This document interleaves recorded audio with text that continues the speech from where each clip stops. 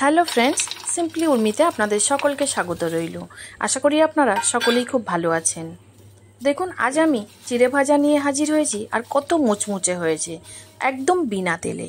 তেল ব্যবহারই করিনি, কিন্তু মুখে দিলেই মিলিয়ে যাবে। তো দেখে নেওয়া যাক কিভাবে বিনা তেলে আমি বানিয়েছি। তার জন্য প্রথমেই আমি একটা বোল নিয়েছি, নিয়ে এক বোল আমি চিড়ে নিয়ে নেব। এই চিড়েটা কিন্তু একদম যে পাতলা চিড়ে হয় সেটা, একটু মোটা চিড়ে নিলে তখন একটু চাপাতে হয় আর কি, সেটাও ভালো লাগে। কিন্তু পাতলা চিড়েটা নিয়ে এই শুকনো ভাজলে মুখে দিলে একদম মিলিয়ে যায়। তো আপনারা চেষ্টা করবেন এই চিড়েটা ভাজার জন্য। তো নিয়ে নিলাম দেখুন এক বাটি। এবার কিছু উপকরণ দেখুন, একটু রসুন নিয়েছি, এগুলো আপনারা স্কিপ করতে পারেন। যারা ভেজিটেরিয়ান তারা রসুন দেবেন না, কিন্তু রসুনের ব্যবহারটা করলে খুব ভালো হয়। কারি পাতা আর শুকনো লঙ্কা। তো কারি পাতাগুলো ছাড়িয়ে নিয়ে নিয়েছি। এবার কারি পাতাগুলো আমি একটু কুচি করে কেটে নেব, কারণ বড় বড় হয়ে থাকবে যেন কেমন লাগবে। কুচি করে কেটে নিলে চিড়ের সাথে একদম মিশে মিশে যাবে, আর বেশ ভালো লাগবে, দেখতেও ভালো লাগবে। আর প্রত্যেক বাইটে কারি পাতাটা মুখে যাবে, তখন খেতে ভালো লাগবে। এইভাবে সব কারি পাতাগুলো কুচিয়ে নিয়েছি। এবার রসুনগুলোও আমি কুচিয়ে নেব। আপনারা হয়তো ভাবছেন যে ড্রাই রোস্ট রসুন কিভাবে মুচমুচে হবে। আপনাদেরকে অবশ্যই দেখাবো যে রসুনও মুচমুচে হয়ে যাবে। এই কারণে রসুনগুলো একদম ছোট ছোট করে আমি যত ছোট করা যায় চাকু দিয়ে সেইভাবেই আমি ছোট করে নেব। আপনারা চাইলে বটিতেও করে নিতে পারেন। তো এইভাবে করে নিয়েছি। লঙ্কাগুলো ছোট ছোট টুকরো করে নিয়েছি। এবার চলুন গ্যাসটা অন করি। এবার আমি কড়াইটা বসিয়ে দেব।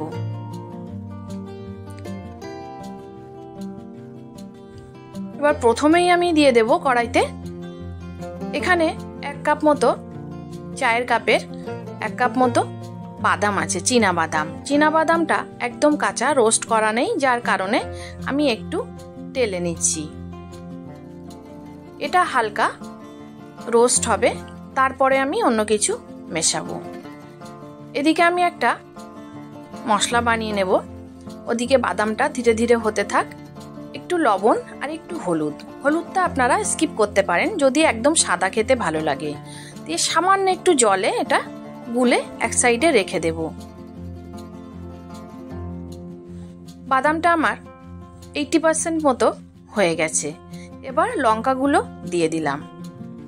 লঙ্কাও আমার রোদে দিয়ে একদম মুচমুচে করা। এবার রসুন কুচানোটাও দিয়ে দিলাম।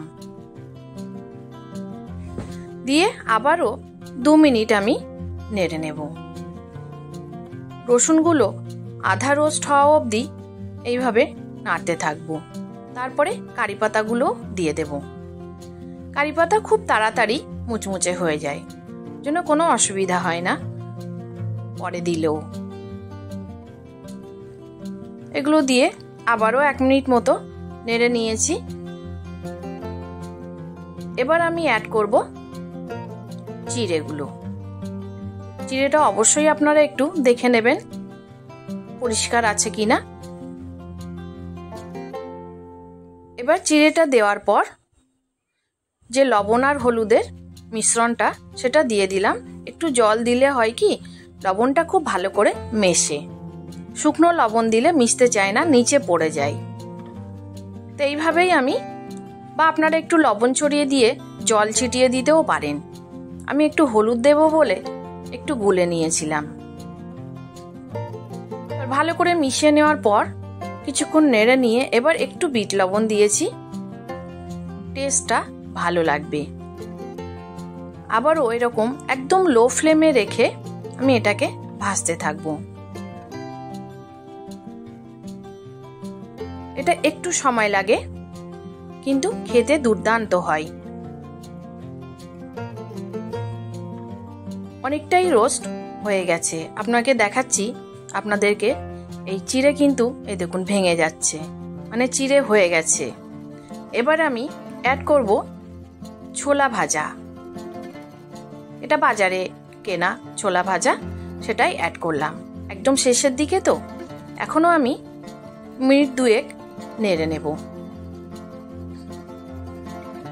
এটা ভাজতে আমার 10 থেকে 15 মিনিট সময় লেগেছে, কিন্তু যদি মোটা চিড়ে হয় তখন সময়টা আরও বাড়িয়ে দিতে হবে। আর যদি বাদাম বা এগুলো ভাজাই থাকে তাহলে তো খুব তাড়াতাড়ি হয়ে যায়, 5 মিনিটেই হয়ে যায়।